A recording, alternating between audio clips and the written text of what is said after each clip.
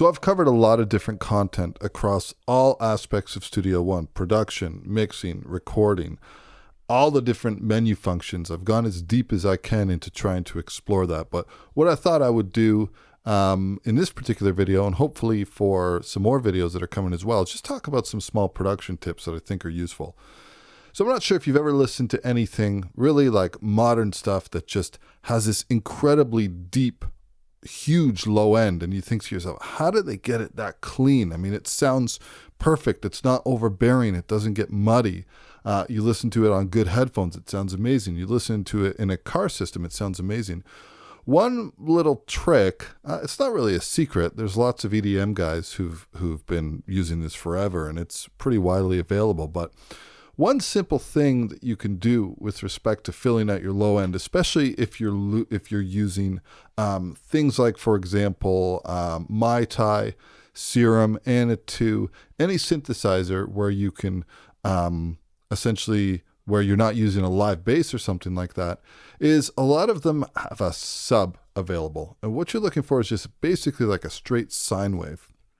Now, what this does, especially when you pair it with another synthesizer that might have a really nice mid-range that can cut through on smaller speakers, is you get this really full spectrum of the low end. So you have your bass in terms of the detail coming from a mid-range instrument, and then you have, for example, a really, really clean low end that comes from a sub. Now, you have to be familiar with a set of headphones, or you have to have a room that can calibrate so you can hear things. But for example, if we listen to this bass line over here, if I was just to loop this section,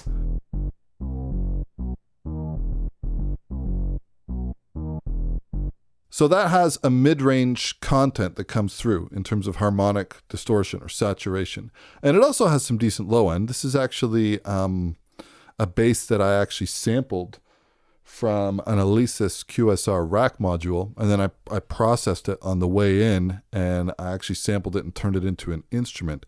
Now, what I like to do is I will basically just layer that with a very, very clean sine wave. So you see this is an instance of Mai Tai over here, and I'm just using the oscillator sine wave, and I basically just dial in a level, something that works, and then I'm tucking that in underneath. Now, if you're listening to this on a mobile device, you're not going to hear this.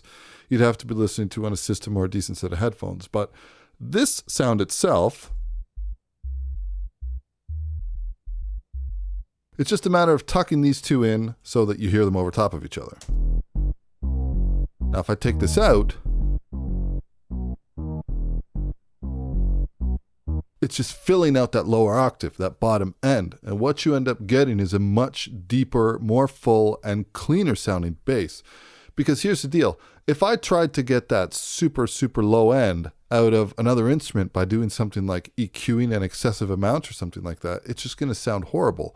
But when you just layer in a sine wave, and you can do this under even, for example, real bass. If you've tracked a live bass and you wanted to use Melodyne and get the actual MIDI information, and then pop that in and just pull up a preset that you have for a sine wave or something like that, it can really enhance. So you get all the nuances of a real acoustic instrument, something that you've tracked live, and then you have that layer that's just tucked in underneath. It just kind of helps lift things out and fill them out a little bit. So anyways, not really a big secret, but just something that I wanted to share. Hopefully you guys find this useful. So that's it for this one. I will catch you in the next video. Cheers.